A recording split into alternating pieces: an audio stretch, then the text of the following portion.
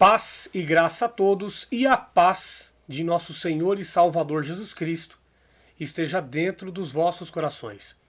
Bom, como nós sabemos, recentemente faleceu a nossa irmã Cidinha, da cidade de Mogi. E eu gostaria de trazer aqui um testemunho que ela contou. Essa irmã, ela pertenceu à Igreja Congregação Cristã no Brasil durante muitos anos. Ela batizou ali por volta de 1970. Então ela tinha muita história para contar. Mas eu vou colocar o testemunho. Nós vamos analisar o testemunho com base na nossa perspectiva e o nosso ângulo. E no final nós vamos colocar as nossas considerações, ok? Ok. Vamos lá. Deus seja eternamente louvado. Amém. Primeiramente, eu dou graças ao Senhor pelo perdão dos pecados e eterno. Ele me concede eu permanecer fiel até o fim. Dou graças ao Senhor, irmandade. Aquilo que nos sobe muitas vezes na nossa mente, no nosso coração, o Senhor prepara para nós. Meu neto veio congregar aqui domingo passado. Ele me deu essa notícia que ia me trazer aqui no Fátima, já tem mais de 20 anos. Quando meu esposo era vivo, a gente não saía daqui. Mas hoje o Senhor preparou essa rica oportunidade de poder glorificar o Senhor e conhecer também, Manada, porque nesses 20 anos, quantas plantinhas nasceu, né? Glória ao nome santo do Senhor. Dou graças ao Senhor primeiramente, Manada, pela obra. Aqui eu gostaria já de deixar um pequeno espaço aqui para um adendo. A irmã Cidinha, ela era muito conhecida pelo bordão que ela criou, que é esse Glória ao Nome Santo do Senhor. É um carimbo dela, era uma marca dela. Então todas as vezes que as pessoas chegavam numa igreja e via ela falando alto Glória ao Nome Santo do Senhor, obviamente que as pessoas elas já sabiam, a irmã Cidinha está aí. E é uma tendência das pessoas da congregação a idolatrar aquela pessoa, ok? É verdade. E, inclusive, isso, quem conhece a irmã Cidinha, ela costuma dar um glória assim muito alto, né? Ela costumava dar esse glória muito alto. E assim, os anciões da CCB nunca se importaram quando era a irmã Cidinha. Mas quando era outras pessoas que glorificava de uma forma um pouco alta, muita gente costumava criticar. Isso já mostra que dentro da congregação há aquela segregação. O que é para um não é para o outro. O que é direito de um não é direito do outro. O que é dom para um, para o outro Já é barulho. já é barulho, já é bagunça. Inclusive, costumávamos ir numa congregação aqui na nossa região que tinha um rapaz que ele era cego. E por ele ser cego, ele também tinha um pouco de dificuldade na sua audição. Então ele dava glórias muito alto dentro da igreja, assim praticamente gritando, mas que para ele dava daquela forma, porque era a forma que ele escutava em um tom normal. E aí muita gente se incomodava com aquilo, inclusive chegaram até se reunir, a irmandade, falar com o cooperador para que o cooperador conversasse com ele, para que ele calasse a boca, para que ele não desse aquele glória alto na igreja, porque aquilo incomodava. E aí o cooperador ficava ali em uma situação até difícil, porque como é que ele ia explicar para ele? Porque ele sabia a deficiência dele, na verdade a irmandade ali, porque não era uma igreja grande, também sabia da deficiência visual e auditiva dele, e mesmo assim recriminava ele. Mas se fosse a irmã Cidinha, todo mundo aceitaria e ainda acharia aquilo bonito e glorificaria por ela estar no culto. Para vocês verem a segregação. Porque é profeta. Vamos lá. Verdade. Gloriosa, ele ter repreendido os espíritos que me acompanhavam no mundo, de viver debaixo de ponte, de viaduto, de comer a comida no lixo, estender as mãos para pedir esmola, glória, o nome santo do Cordeiro. Eu dou graças ao Senhor que o próprio Senhor mandar. Sem ninguém me anunciar a graça, ele me tirou debaixo do viaduto. No dia que eu tentei, trazia nos meus braços um filho.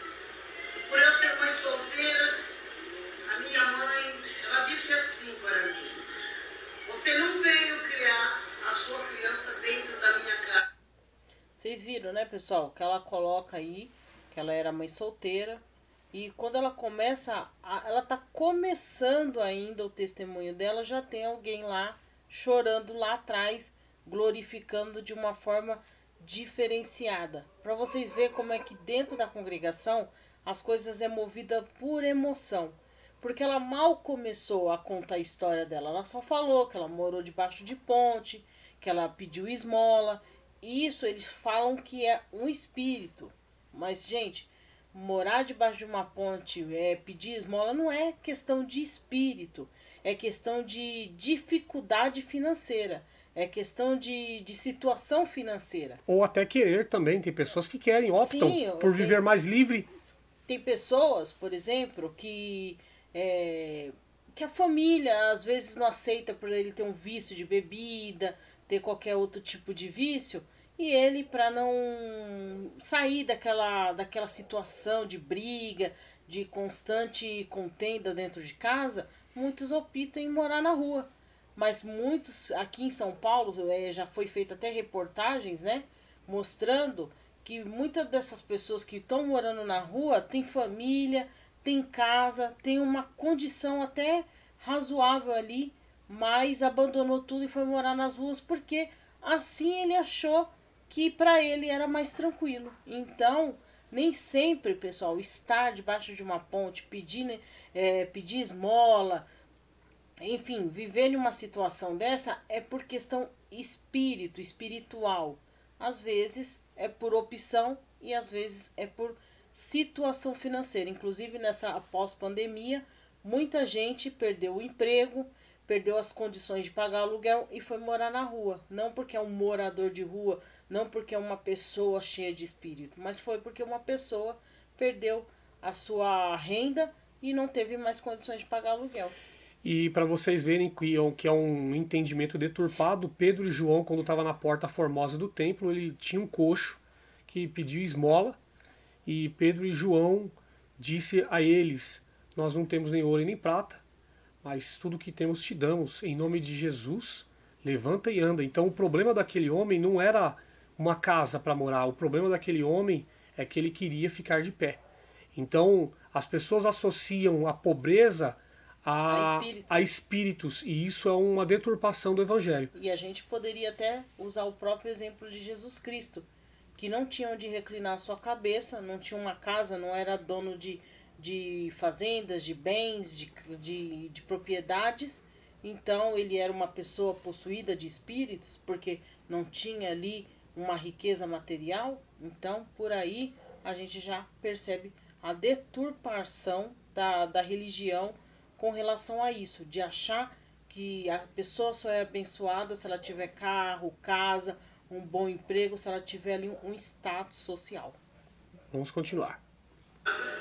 No dia que eu saí do hospital, meu filho nasceu cego, aleijado, retardado, epilepsia, teve meningite, paralisia e era também mandado em retardado.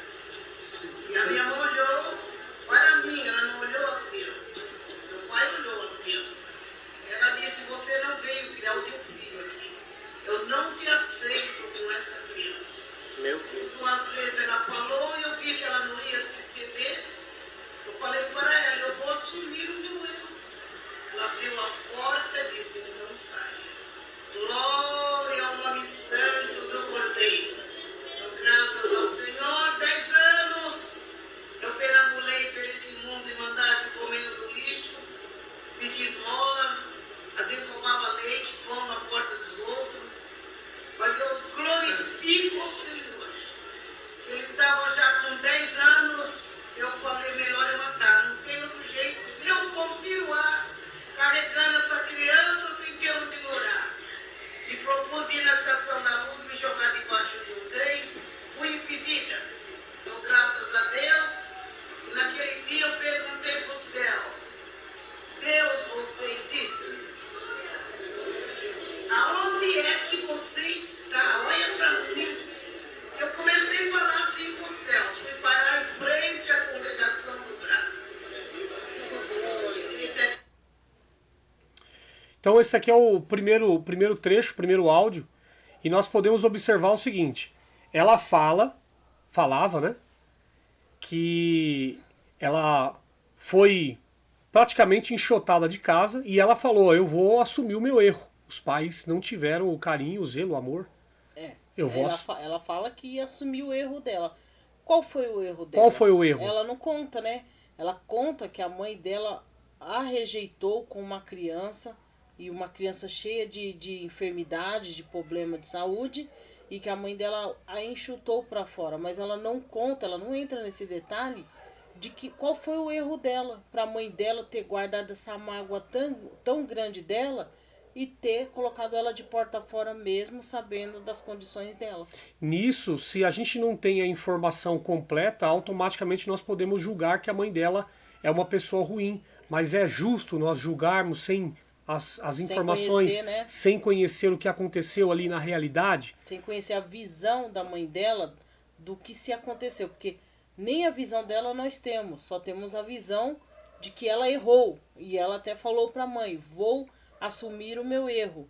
Mas ela não contou que erro foi esse. Quem sabe a mãe tenha dado muitos conselhos para ela e ela jogou todos para as costas. Então quando engravidou, que teve um filho, aí se lembrou da mãe, se lembrou de casa, se lembrou de pedir para a mãe ajuda, e aí a mãe falou, agora você quer ajuda? Então agora você se vira, vai viver sua vida. E a mãe tomou essa atitude. Então a gente não vamos julgar a mãe dela de ruim, nem de errada, porque nós não temos o outro lado da história. Teria sido maravilhoso ela ter contado qual foi o erro, porque aí sim as pessoas iam aprender, ao invés de ficar idolatrando as coisas, só as coisas positivas que ela contou ali naquele testemunho. A gente aprende com as pessoas que contam as suas dificuldades, não as pessoas que simplesmente se ovacionam e se vangloriam. E lembrando, pessoal, que é o seguinte, a gente tem que olhar também que ela, naquele momento, que a mãe colocou ela de porta fora, ela poderia ter procurado o serviço social e ter entregue o filho para ser cuidado por uma assistente social, em algum abrigo de crianças, onde o filho dela teria uma assistência e não faltaria o básico para ele, a alimentação, o abrigo, né, a roupa, o calçado, os remédios. Então a gente vê nisso daí também que a pessoa usa daquela criança como uma forma de, olha como eu sofri e tal, mas ela não pensou na criança. Poderia ter buscado uma forma de deixar aquela criança em algum lugar que fosse melhor cuidada, melhor tratada, e assim ela poder arrumar um emprego, alugar uma casa, se reerguer e depois ir lá e pedir ao juiz, olha, eu quero a guarda do meu filho de volta, porque agora eu tenho condições de cuidar dele. E ela também conta que ela ia se jogar de uma ponte, ela foi impedida. Ela não conta quem foi que impediu e como foi, né? Mas o que eu acho também muito estranho é que ela fala que ela falou com os céus, né? Que aonde tu estás, Deus, mostra para mim se tu existe. E aí ela viu a congregação. Mas o que eu acho interessante é que ela não fala quem foi que salvou ela. Entende? Então, aí ela fala da congregação, porque isso ela remete à congregação, por quê? Porque ela é uma ferramenta para levar as pessoas para a congregação. A congregação ganhou muita grana em cima do marketing que essa senhora fez para eles. E se a gente, pessoal, vamos ser bem racionais, né? Não vamos ser irracionais de imaginar que uma pessoa morou por 10 anos na rua, porque ela fala que ela passou mais de 10 anos na rua. Então não vamos imaginar que uma pessoa passou 10 anos na rua, ali pelo centro de São Paulo, e nós sabemos que a maior concentração de moradores de rua é sempre próximo de locais com muita aglomeração e muito local onde tem muita gente ali. Então é perto de igrejas, de abrigos, de locais que tem grande movimentação. Então dizer assim, eu não conhecia a congregação e de repente eu ia me jogar de uma ponte e aí eu fui parar na frente da congregação do Brás. O Brás, a congregação do Brás, chama a atenção de muitos por anos, porque ali é uma aglomeração muito grande de irmandade, o pessoal ali que vende coisa na porta da igreja, ali, véu, inário, há muitos anos. Então aquilo ali acaba chamando a atenção, principalmente de quem mora na rua, porque sabe que os dias que ali tem uma aglomeração grande de pessoas. E as escrituras, elas deixam claro que Deus é tudo, Jesus é tudo em todos, né? E também está escrito: eu não habito em templos feitos pela mão do homem, certo? Então as escrituras, elas deixam muito claro. Se a pessoa falar: Deus, onde tu estás? E uma pessoa falar que Deus está na congregação, então aquele evangelho é mentiroso, é um anátema. Porque o correto é dizer: Deus está dentro de você. Deus, ele está no seu espírito, está dentro de você. Busque-o somente.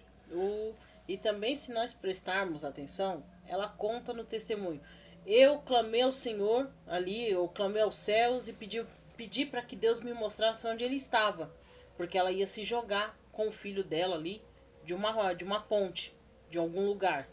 E aí, de repente, ela foi parar na frente da congregação. Então ela foi transladada, ela desapareceu aqui, cabum, e apareceu na frente da congregação. Não. O que dá a se entender, que ela fala que teve uma pessoa que salvou ela ali, que a impediu de se jogar. Dá a se entender que essa pessoa que a impediu de se jogar deve ter indicado para ela: olha, você precisa ir em uma igreja. Ó, eu vou na congregação aqui, que fica em tal lugar. Se você quiser um dia ir lá, fazer uma visita para nós, você será bem-vinda. E aí sim, ela teve ali e procurou a igreja e a achou no Brás. Isso faria muito mais sentido, mais para dar aquele ar de espiritualidade, que não foi ninguém que interferiu, que foi totalmente a movimentação do Espírito Santo. Então a pessoa, ela conta, ela narra a história, omitindo verdades, acrescentando algumas coisas que não é real, né? Porque não existe isso, a pessoa está ali numa ponte para se jogar e falar: aonde tu tá, Deus? E de repente ela aparece na frente de uma igreja. Isso não existe, gente. Transladação não existe. A pessoa não fala aqui, desaparece e aparece na frente da igreja. Então, dá-se a entender que a pessoa que a impediu de se jogar, com certeza falou da igreja para ela, e aí sim ela foi procurar a igreja que a pessoa a indicou. Vamos para o segundo áudio. Esse todo mundo, ninguém falou nada, olhava, entrava, mandava: eu testifico de alma sem fingimento. Quem olhar para o povo de Deus nesta graça, não tem povo mais lindo do que isso. Glória ao nome santo do Cordeiro. Aí, isso é ensinar as pessoas a idolatria. Não tem povo mais lindo do que esse. Parece até slogan de campanha política, né, pessoal? Porque político, ele vai no bairro, ele abraça pobre, ele come coxinha frita na rua, ele come o pastel frito naquele óleo lá que faz 15 dias que o cara frita ali para não gastar dinheiro, e ele acha tudo lindo e maravilhoso, abraça um, abraça outro. Depois que ganha, desaparece, não deixa nem o pobre se aproximar dele. Os próprios anciães, por exemplo, eles não descem na favela onde tem irmãos da congregação morando lá na favela, eles não descem. O próprio ancião presidente da congregação falou que tem países que tem povo feio. Ele chegou numa cidade e falou que povo feio, povo banguela nessa cidade. Sim, ele pegou, viu ali um povo sofrido, um povo simples, né? Porque quem trabalha como feirante, trabalha em feira livre, geralmente a maioria são pessoas humildes, pessoas simples. E aí ele foi numa feira livre, ele chegou ali, que ele olhou, viu uma ou outra pessoa banguela e falou: nossa, que povo horrível, que povo ferra esse povo seu aqui. Por quê? Porque é diferente do local onde ele está acostumado a ir, né? É onde ele costuma frequentar, onde as pessoas são todas bonitas, empetecadas, são perfeitas, não tem defeito algum. Por quê? Porque a maioria é rica, bem de vida, né? Padrão alto, então não tem por que ser feia. Agora, esse tipo de narrativa aqui, a pessoa que está ouvindo, que é um testemunhado, que eles falam que a pessoa está visitando a congregação, o que ele vai entender na hora? Peraí, essa mulher, ela estava para tirar a vida dela, ela foi transladada até a porta da congregação, porque ali é onde Deus está, porque ela colocou isso. E logo em seguida ela falou que esse povo aqui é o povo mais lindo da face da terra, então eu quero fazer parte desse povo. Isso não é evangelho. Isso é uma mentira de evangelho. E outra, né? Se a gente analisar, pessoal, uma pessoa moradora de rua, que está numa condição ali de pobreza, chega em um local onde está todo mundo sempre arrumadinho, os homens de terno e gravata, as mulheres muito bem arrumadas, porque isso a congregação ela preza muito pela imagem, então todos os cultos que você vai, as pessoas sempre estão muito bem arrumadas, é óbvio que qualquer pessoa que olhar aquele povo vai pensar, é um povo próspero, abençoado, é um povo bonito, né? Então, quem é que não vai querer fazer parte daquilo? Qualquer um. Mas é um Principalmente a pessoa que está em uma condição inferior de vida. Mas é um povo egoísta porque passa na frente da congregação do Brás, onde tem uma série de centenas de pessoas que estão morando na rua e não ajuda, simplesmente entra para a igreja com carros luxuosos. Verdade, ignora as pessoas que moram na rua. Isso vocês vê, né? Ela fala que passou 10 anos debaixo da ponte. E ela fala assim que clamou por Deus, onde que tu estás? Pessoal, a gente sabemos muito bem que a maioria das igrejas católicas, igrejas de outras denominações, costuma fazer esse trabalho de evangelização com moradores de rua, pessoas que moram debaixo de ponte, pessoas que moram em abrigo. Nós sabemos disso. Então, impossível essa mulher nunca ter ouvido falar de alguma igreja, que seja ela congregação, que seja ela qualquer outra denominação. Agora tem uma pergunta, né? Não seria mais correto a congregação ter ido lá até onde ela morava, nas ruas, e ter resgatado ela? Se a congregação fosse a graça mesmo, não era o mais correto da congregação ter ido lá buscar ela, ao invés dela ter ido atrás da congregação, do Deus da congregação? Vamos continuar o áudio. O povo subindo e eu sentada na escada. E quando os músicos chamou o hino do silêncio a tocar, eles me convidaram a entrar. Santo Deus. Glória ao nome santo do Senhor. Naquela noite, Mandade, vou resumir, mas o importante é que Deus me trouxe na graça. Mas naquela noite, uma irmã queria que eu sentasse em outro lugar, eu estava no primeiro banco, e houve uma guerra entre eu e a irmã. O servo subiu e iniciaram o culto. Ele viu que não ia dar certo, chamou a irmã, falou alguma coisa com ela, ela voltou, sentou no lugar, ele voltou para a tribuna, ficou me olhando, eu sentei, me arrumei com meu filho, e o Senhor colocou estas palavras: a igreja fica debaixo do sangue do Senhor Jesus. Permaneça na comunhão, porque estava todo mundo alvoroçado para ver o que estava acontecendo. E o Senhor manda dizer: quem vai sair é o diabo. Mas esta alma, ela precisa ouvir a palavra de Deus. Glória ao nome santo do Senhor. O Senhor deu início no santo culto, na sua ordem. Chegou na hora da palavra, sente Daniel, Deus alimentou a igreja. E depois eu estava no primeiro banco, na fileira ali no braço, muitos sabem. Ele veio na grade e chamou: mulher, olha para mim. Levantei a cabeça e olhei para ele. E aonde é que está Deus? E Deus manda te dizer: eu estou aqui. Deus me trouxe aqui. Meu Deus. Vou fazer uma obra contigo.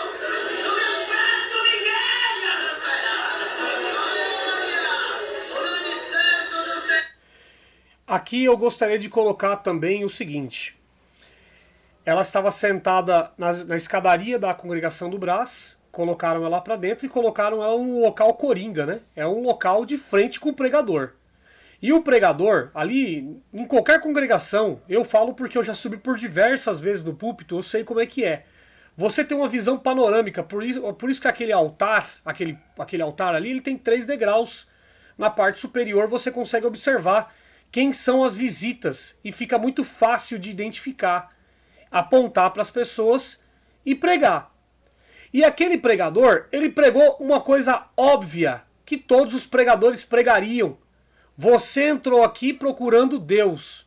Gente, todas as pessoas que vão numa igreja hoje, todas, igreja católica, evangélica, qualquer uma outra, elas vão para procurar um Deus. Ela vai procurar um ser superior. Para resolver o teu problema. Superior, né? Ela vai procurar uma força superior para resolver o teu problema, para tapar o teu buraco. Certo? Para ser a tua muleta.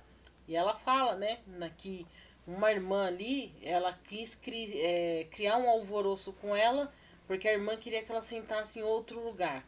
E aí a gente fica a pensar, essa pessoa não viu que ela foi colocada ali, sentada no primeiro banco, porque foi uma porteira que colocou ela ali? Por que essa pessoa criaria problema com ela? Por que essa pessoa iria querer que ela saísse dali? Nós sabemos que a congregação do Brás é uma congregação enorme, entendeu? E a irmandade de lá mesmo, a irmandade que faz como uma congregação no Brás, é um pouco mais que mil pessoas, entendeu? Então, a pessoa teria inúmeros lugares para sentar. Se a pessoa tivesse incomodada por ela, estar mal vestida ou mal cheirosa, a pessoa com certeza se levantaria e sentaria em outro lugar, mas jamais pediria para ela sair, se levantar e sair do local, até porque elas iam ver, a pessoa ia ver que foi a porteira que colocou ela ali. Então a gente vê que às vezes toda pessoa, quando ela começa a ir para a igreja, ela começa um testemunho contando quando ela entrou na igreja, ela sempre se vitimiza. Ela sempre se coloca ali em um papel de vítima, entendeu? Porque na hora que o irmão prega para ela, essa alma precisa escutar a palavra de Deus, aquilo ali já traz para ela um ego, já levanta o ego dela, porque fala, olha, você me quis tirar de dentro da igreja, mas Deus falou que eu preciso escutar algo. Então aquilo ali já levanta o ego dela. Aí, imagine, pessoal, um ser superior como Deus falando para qualquer pessoa no mundo que ele faz questão de você estar ali porque ele precisa falar com você. Ô, pessoal, qualquer pessoa se sentiria o alecrim dourado, né? Qualquer pessoa se sentiria o alecrim dourado. Então, a gente vê esse tipo de vaidade nas pessoas quando elas contam um testemunho. Elas primeiro se colocam em um local, numa posição de vítima, onde Deus aparece, ou um anjo aparece, e fala que Deus tem uma obra na vida daquela pessoa, que Deus ama aquela pessoa, que Deus quer falar com aquela pessoa. É o momento de exaltação dela, né? Então... é o egocentrismo. Vamos lá. Não tem diferença. Não tem, não tem. Teu pai, tua mãe não te quer, mas esta família não vai te desprezar. E te faço uma promessa: se 500 te desprezar, 5.000 te abraçarão. Isso aqui é uma frase bordão, né? Olha, se os fulanos te desprezarem, essa família aqui não vai te desprezar. Isso é uma mentira. E acabou de acontecer a mentira ali, porque ele falou que o pai e a mãe não queriam ela, que ainda se a família desprezasse, aquelas pessoas não desprezariam, mas ela tinha acabado de receber desprezo de alguém que supostamente queria que ela saísse ali do primeiro banco. Isso é uma inverdade. Isso é uma inverdade muito grande. Porque nós vimos aí na pandemia quanto descaso que aconteceu com o povo, e eles perceberam que as coletas caíram, eles começaram a pedir coleta no sábado para pagar as contas deles, os cartões corporativos deles, e agora eles estão fazendo uma série de mudanças para quê? Para segurar os coleteiros, para agradar, né? Para agradar o povo, para eles continuarem dentro da igreja dando coleta. Para vocês verem o tamanho do amor. Essa irmã, ela foi uma ferramenta muito importante para o crescimento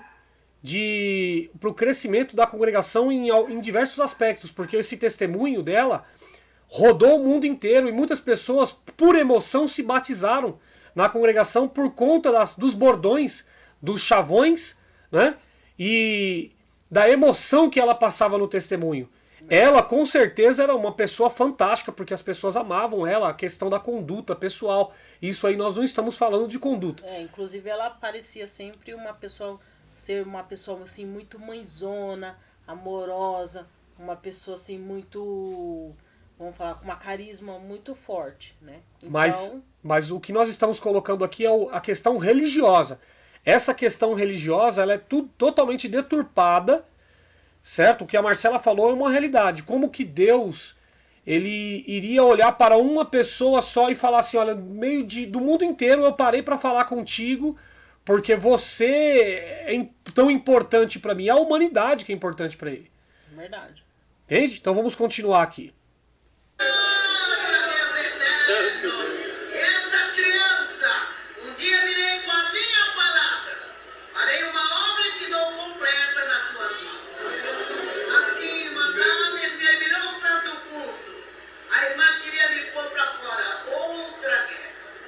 Deus tomou o saudoso nosso irmão Miguel Espina, veio, colocou a mão no meu queixo e falou, filhinha, por que tanta braveza? Haddad, eu olhei aquele homem de terno, sapato brilhando, de gravata. Pessoal, vocês percebem a narrativa? Ela falou lá atrás que uma pessoa queria que ela saísse do banco e fosse para outro lugar, sentar em outro lugar. E aí, no final do culto, a pessoa queria colocar ela para fora. Mesmo depois de escutar da boca do ancião ali, que Deus precisava falar com ela. A pessoa, ela coloca que a pessoa queria colocar ela para fora. Mas o ancião não repreendeu a pessoa que queria colocar ela para fora. Repreendeu ela. O ancião, com amor, né, com educação, ele pegou no queixo dela ali e falou, filha, por que tanta braveza?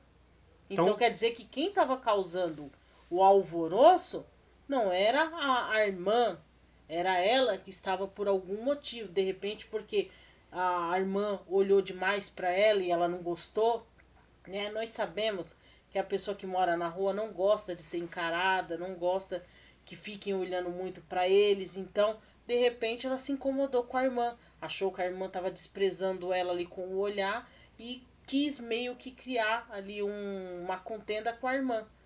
Não é verdade? Por isso que nós temos que se atentar aos detalhes. Se atentar aos detalhes e olhar sempre os dois ângulos. Espera aí. A irmã tá querendo botar ela porta fora, mas por quê? Qual o motivo? Por nada não ia ser. É? Se ela tivesse quietinha no culto, escutando a palavra, eu tenho certeza, gente. Eu passei 32 anos dentro da congregação. Eu nunca vi uma irmã querer colocar uma pessoa para fora se a pessoa não tivesse causando um mal-estar ou um alvoroço dentro da igreja. Verdade. Vamos lá. Chamar de filhinha, pra mim já foi uma parte muito... Aí ela enche a bola do Miguel Espina, né? Aquele sapato lustroso, aquele homem de terno e gravata colocando a mão no meu queixo, me chamando de filhinha. Isso já foi muito gratificante, entendeu? Então, assim, é aquela idolatria. Agora vamos ouvir o último áudio. Muito grande. Eu pensei, meu pai, minha mãe não me querem me chamando de filhinha. O que acontece? Eu falei, homem, eu quero ser que nem vocês. Ele falou, então espera. Chamou duas irmãs. Pensa as irmãs no chique que estavam. As duas veio, sentou no banco. Uma pegou a cabeça do meu filho, foi no seu colo, me deu olhando. A outra tacou o pezinho dele, colocou no colo dela. Falei, sujo, meu filho. Haddad, segunda hora. Fiquei olhando, olhava para as irmãs. E eles saíram. Haddad, foi mais ou menos uns 15 irmãos. Ela tinha de reunião no Brás, de diáconos e anciãos. E ali mandaram orar ao Senhor. E o Senhor confirmou um batismo especial para mim. Eu gostaria também que vocês observassem o seguinte. Ela fala das roupas, dos trajes do ancião e das irmãs. Porque era o que chamava a atenção Era dela, o que né? chamava, era o que brilhava os olhos dela. Não era... O que diferenciava ela dos demais. E isso, o que chamou a atenção para ela foi simplesmente isso. Não foi evangelho, não foi o que ela aprendeu, O que ela escutou na palavra. o que ela escutou na palavra, não foi nada disso. Foi simplesmente aquelas pessoas, condição- aquele templo, a condição daquelas pessoas, foi isso que chamou a atenção. A condição daquelas pessoas com relação a ela. Oh, eu tô aqui mal vestida, mal cheirosa, olha essas pessoas muito bem vestidas, muito bem cheirosa, todas chiques. Pessoal, a gente sabe que a congregação, isso é falado pelas outras pessoas de outras igrejas, pessoas que não são crentes, que eles costumam ver o pessoal da congregação como pessoas ricas. Fala, não, porque o pessoal daquela igreja ali é tudo rico. Por quê? Porque as pessoas se vestem muito bem, entendeu? Mesmo, muitas das vezes, não tendo tanta condição, se vestem bem, porque às vezes ganha de outras pessoas, ou porque realmente vai lá e faz sacrifícios para andar bem vestido, para andar ali pareado, aquele que tem condições. Então, as pessoas, a visão que as pessoas têm do povo da congregação é que são pessoas ricas.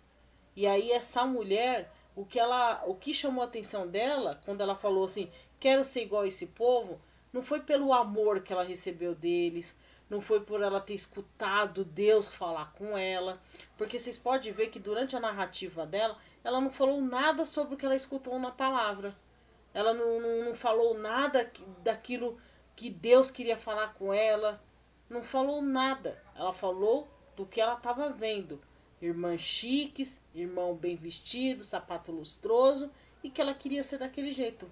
É óbvio, né, pessoal? Alguém que mora na rua quer ter uma condição também. E outro detalhe, o que ela contou. Os meus pais não me aceitaram, eles estão me aceitando. Mas quem foi que errou foi ela. Ela própria falou. Ela não contou pra eles, Ela não contou. Que os pais delas a rejeitou por conta de um erro que ela mesma cometeu, né? Ela não contou ali. Então, mais uma vez, ela coloca ali os pais dela como pessoas ruins e ela como vítima. É aquele negócio, toda a história que a pessoa começa a contar de milagre na sua vida, ela começa sempre como vítima. Ela sempre é a vítima, é a vitimizada, é a injustiçada, é a errada, é a vista como zero à esquerda e depois vem a exaltação. Verdade. É sempre assim. Vamos lá. Ato, Eunuco e Filipe, ensaiaçado assim, impede de ser batizado. Assim mandado, ele soltava a palavra e dizia para nós anciãos, quem pede era descer nas águas. Quem de vós impede? Ninguém falou nada, mas um diácono falou, irmão, é muita responsabilidade. Ele é andarina, ela é mãe solteira, ela pega esmola, ela não tem onde morar. Como é que vai descer uma alma dessa nas águas? Deus tomou aquela boca pelo Espírito e disse, responde só a minha pergunta. Esta obra, ela é de Deus? Não, peraí. O diácono, ele falou, peraí, essa mulher é andarilha? Isso se for verdade, isso não sei, né? É. Ela é andarilha? Ela tá nessa condição aí, vivendo nas ruas aí, não tem onde morar. E só por conta disso ela não poderia ter Ela não- alma salva? Ela não pode batizar então? Ela não pode salvar a alma porque ela é andarilha? Pessoal, olha que coisa. Então, quer dizer, o diácono, que é o pior ainda, né? Porque o diácono é a pessoa que, vamos dizer assim, a pessoa do ministério que mais está próximo de pessoas humildes, pessoas necessitadas, pessoas pobres. E é um diácono que se levanta e fala que é muita responsabilidade batizar ela, sendo que ela mora debaixo da ponte, sendo que ela é andarilha, sendo que ela é isso, que é aquilo. Então, quer dizer, que só pode salvar a alma se a pessoa tivesse uma casa própria, um carro, um emprego, não dependesse de ninguém, tivesse uma boa condição. Então, por aí, pessoal, a gente já percebe que a intenção de muitos dentro da congregação não é se você vai salvar ou não sua alma. É vir uma pessoa que vai se batizar, o que ela vai agregar à congregação. Qual o lucro que vai gerar? O que ela... Qual testemunho ela vai dar da congregação? Porque, e se ela batizasse e continuasse morando debaixo da ponte, vivendo aquela vida humilde?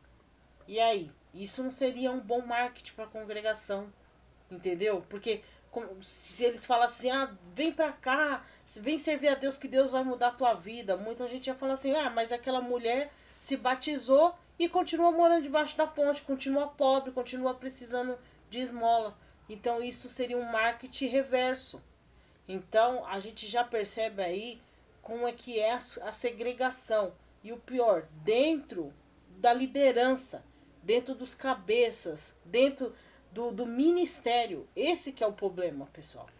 E o que eu acho muito interessante é que ela narra essa contenda, esse diálogo no meio do ministério ali. Inclusive ela fala que foi no meio da palavra. Ela fala que foi no meio da palavra essa contenda. Aliás, foi no meio do culto do de batismo ali.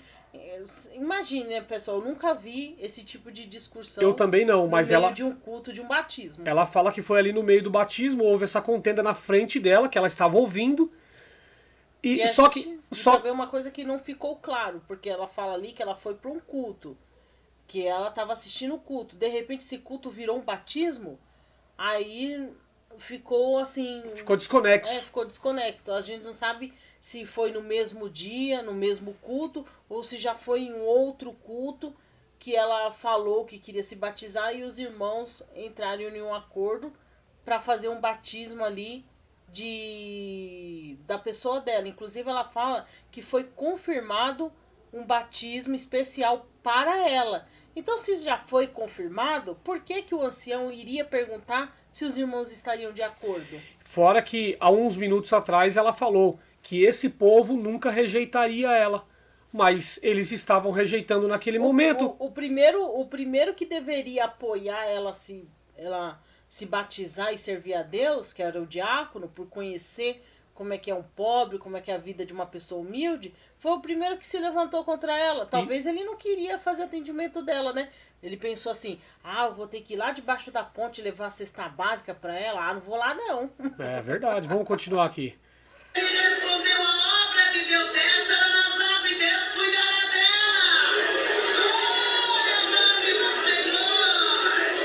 Ele olhou para o irmão e disse, ela não vai caminhar nem 3 meses. Nós vamos ver ela pedindo esmola. Desce ela nos água. Tá vendo como são os crentes macumbeiros que é do próprio ministério? O próprio ministério falou, ela não vai caminhar nem 3 meses, vai voltar novamente a pedir esmola. Porque a preocupação deles é o seguinte, você batizar e você logo já conseguir se arrumar, situação diferente. ter uma situação diferente na tua vida para você não dar escândalo para o templo, para a igreja, para a congregação. E inclusive ele fala ali, porque no 3 meses ela vai estar pedindo esmola de novo. Peraí, ela estava ali para se batizar, para salvar a alma dela. Ela não estava ali começando nenhum emprego. Então, como é que ele queria que dali a 3 meses ela já tivesse com uma casa mobiliada, um emprego fixo e tudo enquanto? Como é que ela já teria tudo isso em pouco tempo? Ela estava ali para salvar a alma, não era? Ali a narrativa era salvação de alma. Mas o diácono pega e fala, daqui a 3 meses ela está pedindo esmola de novo. Óbvio, porque ela estava ali se batizando, ela não estava ali numa entrevista de emprego. Então, pessoal, a gente vê que, sabe, é muito desencontro, é muita coisa que não se encaixa. E, pessoal, a gente costuma dizer, nós costumamos escutar, por exemplo, em reportagens, os delegados, pessoas da lei, dizer que quando a pessoa está contando uma verdade, ela pode contar 1000 vezes a história. Sempre vai ser a mesma. Nunca vai ter nada de diferente. Mas quando a pessoa está contando algo onde ela está omitindo ou está acrescentando algo que não aconteceu, geralmente a pessoa, cada vez que ela conta, acaba mudando uma coisa, uma forma de contar. Acaba mudando alguma coisa ali. Por quê? Porque a pessoa não consegue manter aquela mentira por muito tempo, não consegue manter aquilo que ela acrescentou por muito tempo.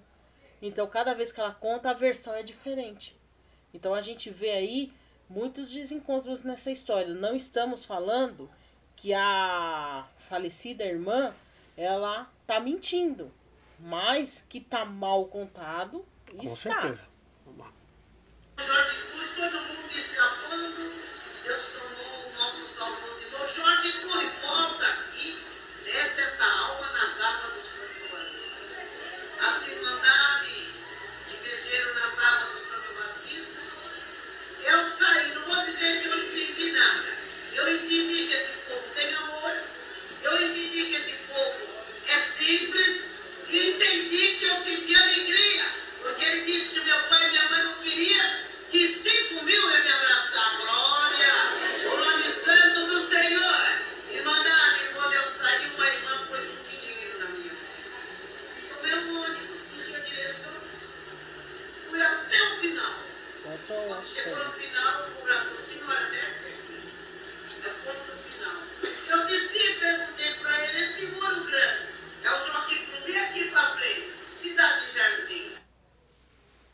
Pessoal, uma pequena, assim, a gente, como eu falei, a gente tem que prestar atenção nos detalhes. O que acontece? Ela conta aí que a irmã colocou um dinheiro na mão dela e que ela pegou um ônibus. Então, o que acontece? Ela pegou um ônibus. A pessoa, ela fala logo depois, a gente vai continuar escutando o áudio, ela fala que foi pedir comida. Pessoal, se ela tava com o dinheiro na mão, a primeira coisa que a pessoa pensaria era em comer. E não em pegar um ônibus. Até porque um ônibus, ela poderia pedir uma carona. Em vez de pagar a condução, ela poderia pedir uma carona, pegar aquele dinheiro e comprar alguma coisa para comer, né? E isso seria a lógica. Mas se vocês observarem, ela fala: eu peguei aquele dinheiro e fui pegar um ônibus. Mas se ela era moradora de rua, ela já estava acostumada a andar a pé. Ela não estava acostumada a andar de ônibus. Então, ela poderia ir a pé para onde ela tivesse que ir para economizar aquele dinheiro que ela tinha ganhado. E outra, essa pessoa que colocou esse dinheiro na mão dela, foi só o dinheiro suficiente para pagar a condução? Será que essa pessoa não colocou um valor a mais que daria para ela comprar alguma coisa para comer e ainda por cima pagar a condução? Então a gente vê que esses detalhes, pessoal, não casa.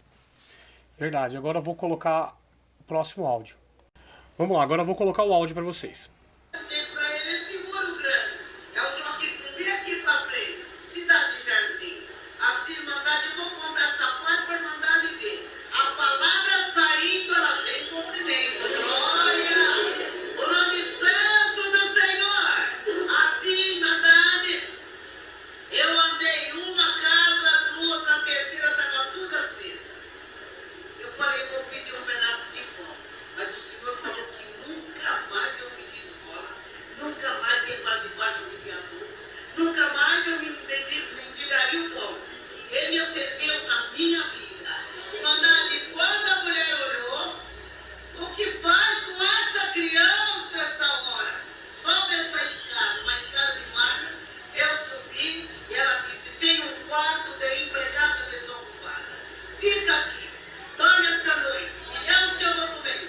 Dei o documento para ela me trouxe pão, leite, deu roupa para nós tomar banho. Saí do batismo a primeira noite, eu dormi num quarto e numa cama. Oh, nome santo, eu guardei.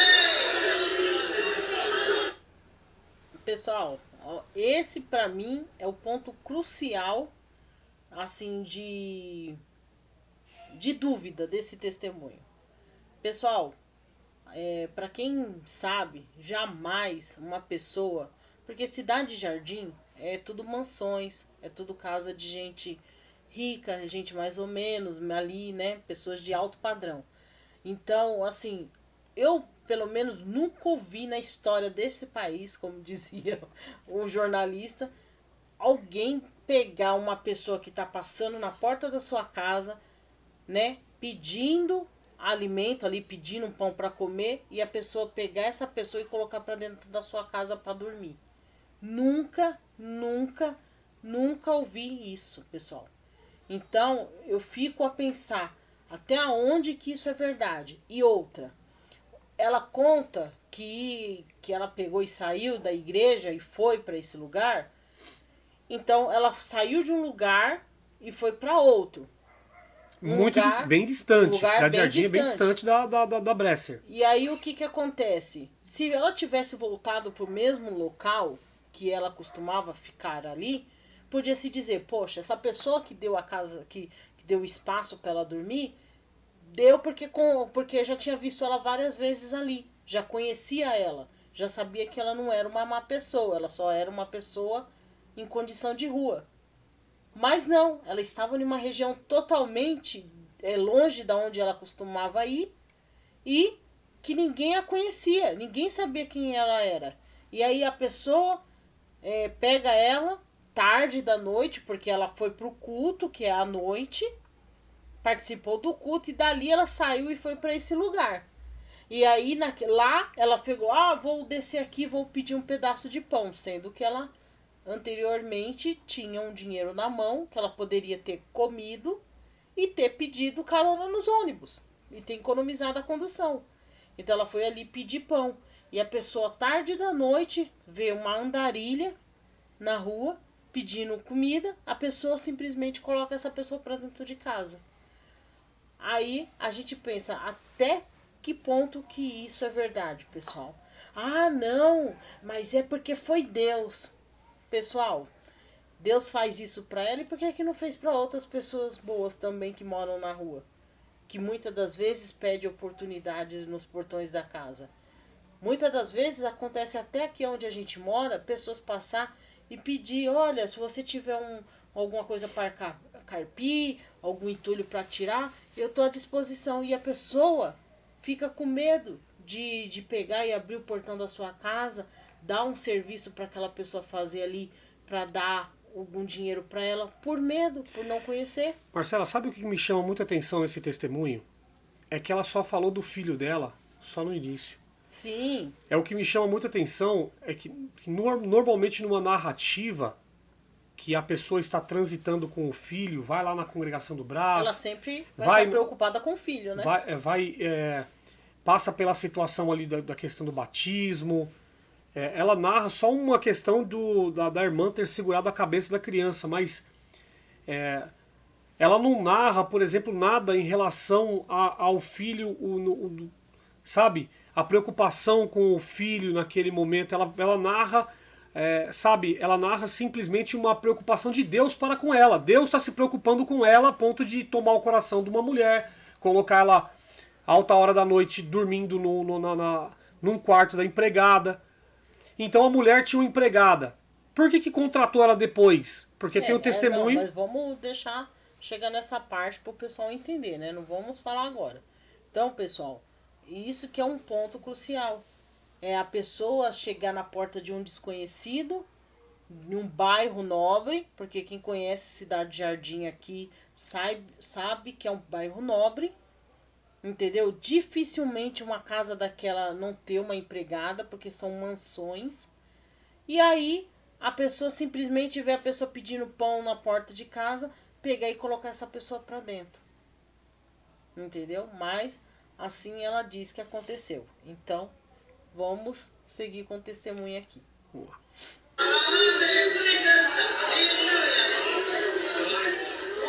dia ela levantou, contei a minha história para ela e ela perguntou: você sabe fazer um arroz ou feijão? A minha mãe ensinou nós assim: se sabe, não diga que sabe, porque se você errar, você não passa vergonha. Não diga, eu posso tentar agradar. Ali eu falei com ela depois do arroz, o feijão. Ela disse que tem reunião na minha firma a semana inteira. Foi embora para a firma, eu abri a geladeira dela, achei carne, um monte de coisa. Fiz uma carne para ela bem feita, uma salada bem feita, arroz, feijão. Peguei a toalha mais bonita que tinha, arrumei a mesa, a louça mais bonita, os cristais mais bonitos. Quando ela chegou, ela olhou a mesa, ela disse: você colocou esta mesa? Eu falei: eu coloquei. Aí ela ficou olhando: vou fazer uma coisa de mistura rápida. Eu abri a geladeira da senhora, achei uma carne, eu fiz. Você fez? Eu falei: eu fiz. Quando eu mostrei a carne, toda recheada, decorada, com batata, ela disse: você cozinheira, minha cara. Você está empregada. Ela disse: você cozinheira, minha cara. Você está empregada. Deus cumpriu que nunca mais eu ia pedir desculpa. Vocês veem, né, pessoal? Ela pega e fala assim que no outro dia, outro ponto muito duvidoso. Ela fala que no outro dia a mulher chamou ela, conversou com ela e a mulher falou: olha, eu tenho reunião o dia inteiro na empresa, a semana inteira. Então a mulher foi trabalhar na empresa dela, era uma empresária, foi trabalhar e deixou uma desconhecida dentro da casa dela. Pessoal, olha, desculpa, eu duvido de milagre. eu não duvido de milagre, mas esse força até o racional da gente, pessoal. Porque o que que acontece? Como que uma empresária vai pegar uma pessoa, vai colocar essa pessoa para dentro da sua casa, uma pessoa desconhecida, uma andarilha, vai colocar ela ali para dormir, ok, mas ela ainda estava dentro de casa. E no outro dia, essa pessoa simplesmente sai, vai trabalhar e larga a casa dela na mão de uma andarilha. Porque até então ela era uma andarilha, ela não tinha casa, ela não tinha endereço fixo. Como é que a pessoa ia confiar nela? Mas ela fala que a pessoa foi trabalhar e largou ela lá dentro da casa dela. Só que a pessoa perguntou: você sabe fazer um arroz, sabe fazer uma comida? Ela pegou e falou: eu segui o conselho da minha mãe. Se você sabe, ainda diga que não sabe. Por quê? Se você não souber fazer, você não passa vergonha. Então, dá-se a entender que ela falou para a mulher que não sabia fazer. E mesmo assim a mulher saiu, foi trabalhar e largou ela sozinha lá. E aí ela pegou, viu a comida na geladeira, fez a carne, fez toda a comida e colocou a mesa. Então quando a mulher chegou, tá a mesa posta. Ela, foi você que colocou essa mesa? Nossa, a mulher pô, uma pessoa que falou que não sabia fazer comida, de repente soube colocar uma mesa, já espantou a mulher. Aí, quando a mulher pegou e foi falar da comida, ela falou, não, tá feita aqui. Que mostrou pra ela que tava feita. Aí a mulher se espantou e falou, então você é cozinheira. Você estava escondendo ouro, você é cozinheira, você sabe fazer as coisas. E aí aquela mulher pega e fala assim, você tá contratada. Mas você acha que essa mulher, uma empresária, que passava o dia inteiro na empresa trabalhando, não tinha uma empregada? Se ela tinha um quarto de empregada, como que ela não tinha uma empregada? Né? Né, pai? Então, pessoal, vamos lá, vamos para análise racional da coisa, né? Vamos para a coisa certa. O que dá a se entender foi que essa mulher, essa irmã, ela passou nessa casa e pediu um pão. A empregada dessa casa viu ela, foi lá e falou com a patroa, olha, é uma moça, ela tá ali com uma criança, a criança é deficiente, a criança tá com fome, ela tá com fome. E a patroa pode ter falado, não, dá alguma coisa para ela comer. E aí, sim, pode ter acontecido da própria empregada interceder com a patroa e falou assim, a gente poderia deixar ela dormir aqui essa noite, porque assim, uma mulher com uma criança deficiente, qual mal que essa mulher pode fazer com a gente? Nenhum. E outra, eu estou aqui, vou ficar de olho. E aí ela passou a noite junto com a empregada na casa. No outro dia, a patroa foi trabalhar, mas a patroa deixou a casa na confiança da empregada dela. Falou, fica de olho aí, a moça vai ficar aí, você fica de olho. Então, a empregada foi lá e colocou ela para fazer um serviço. E ela fez a carne, colocou a mesa. Talvez ela tenha colocado essa mesa porque, pessoal, famílias humildes não tem costume de colocar mesa. Então, a família dela, os pais dela, não tinha esse negócio de colocar mesa, porque era uma família humilde. Aonde que ela aprendeu a colocar mesa? Colocar mesa, você tem que combinar os talheres, você tem que combinar os cristais, entendeu? Desculpa, pessoal, eu sou uma pessoa humilde. Eu tenho dificuldade de ver a diferença entre cristal e vidro. Eu só consigo saber a diferença quando eu toco, que o toque que você dá no vidro, ele emite um som diferente do cristal. Eu só consigo saber assim, quando é cristal. Porque olhando a olho nu, eu não consigo ver diferença. Porque eu não tenho esse costume. Mas ela, uma pessoa que morou 10 anos na rua, de repente ela sabia reconhecer vidro e cristal. Sabia combinar os pratos, colocar os talheres de forma correta. Isso não dá-se entender que foi uma empregada que foi indicando para ela, ó, você arruma a mesa assim, assim, assim. Você coloca assim, assim, assim. E aí quando a patroa chegou, a empregada pode ter falado, olha, ela me ajudou a colocar a mesa. Olha, ela fez a carne. Olha aqui que bonita a carne que ela fez. E aí a patroa, vendo aquilo ali, falou assim, poxa, você quer trabalhar aqui com a gente? Eu te contrato. E aí contratou ela. Por que não? Então, pessoal, aí a gente pensa, Isso seria o mais lógico. Agora, você dizer que a pessoa pegou e colocou a pessoa para dentro da sua casa, para dormir junto com ela ali, uma pessoa que ela não conhece, moradora de rua, depois, no outro dia, vai trabalhar e larga a casa dela na mão de uma desconhecida, aí é forçar demais a inteligência do outro, né? Verdade. Bom, agora, então para finalizar aqui o vídeo, eu quero colocar as minhas considerações finais. Concernente à pessoa da querida irmã, ela certamente foi uma pessoa muito bem respeitada, uma pessoa de caráter e boa índole, tá? Não é à toa que as pessoas amavam ela na congregação cristã no Brasil. Então, segue aqui o meu respeito, as minhas condolências. Mas hoje a nossa análise aqui foi concernente ao testemunho e aos ensinamentos, tá? Eu só lamento, no caso, só lamento dessa irmã com 50 anos mais ou menos de batizada, 54, né? 54 anos de batizada mais ou menos, não ter entendido o evangelho de Jesus Cristo, não ter acessado o reino de Deus aqui nessa terra e não ter descansado das suas obras, porque ela foi um instrumento, uma ferramenta muito importante que foi usada pela Congregação Cristã no Brasil para levar muitas pessoas para a hipocrisia dessa idolatria a templos e a anciães, e inclusive ensinar as pessoas que lá tem amor, tem misericórdia, e isso é uma mentira. Lá na Congregação Cristã no Brasil, se você erra uma vírgula, eles te excomungam, te esculacham, eles apontam o dedo, eles julgam, eles te esquecem, eles não visitam você.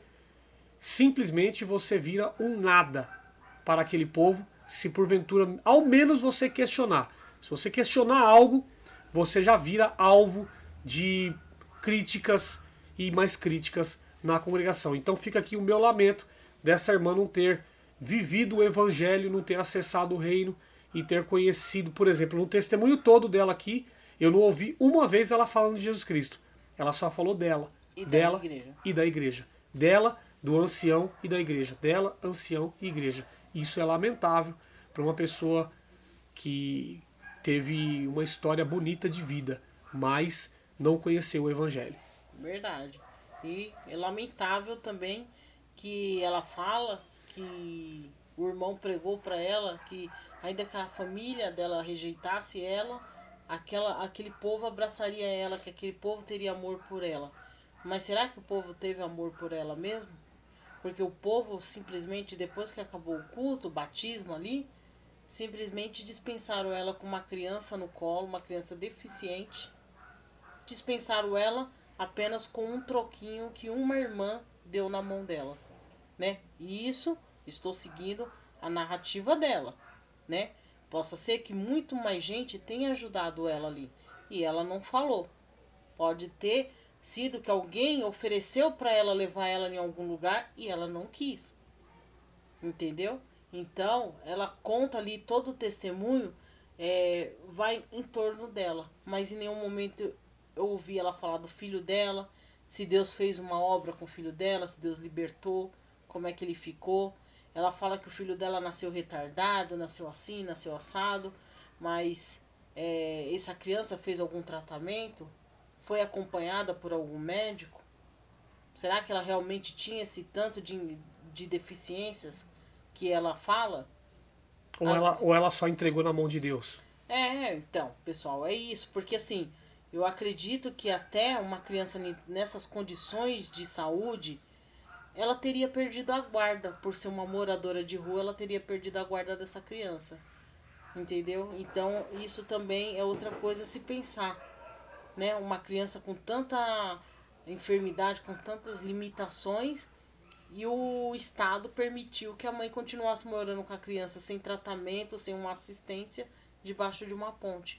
E ela não perdeu a guarda dessa criança, sendo que ela não tinha condições nenhuma de cuidar dessa criança. Verdade. Então eu quero agradecer a minha esposa pela participação e por ter também colocado aí o seu pensamento. E também só quero acrescentar mais uma coisa, Michel. Antes que as pessoas julguem, né?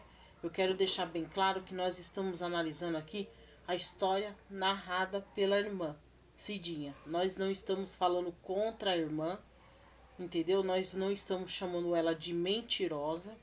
A gente só tá falando ali que ela acabou sendo uma pessoa utilizada para fazer uma propaganda da CCB, mas que ela não viveu o evangelho em sua plenitude. Ela achou que todos esses anos ela serviu a Deus, mas na verdade ela só serviu de propaganda para a CCB, porque daqui a 6 meses, a 1 ano, ninguém vai lembrar mais quem é Irmã Cidinha. Então isso é lamentável, né? Então a gente estamos aqui analisando a história narrada por ela.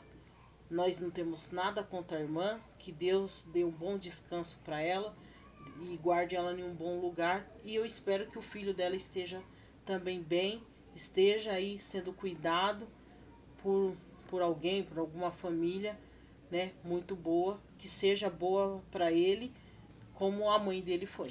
Minhas sinceras condolências à família e os amigos. Que Deus abençoe a cada um. Paz e graça a todos. Fique com Deus. Até a próxima. Beijo.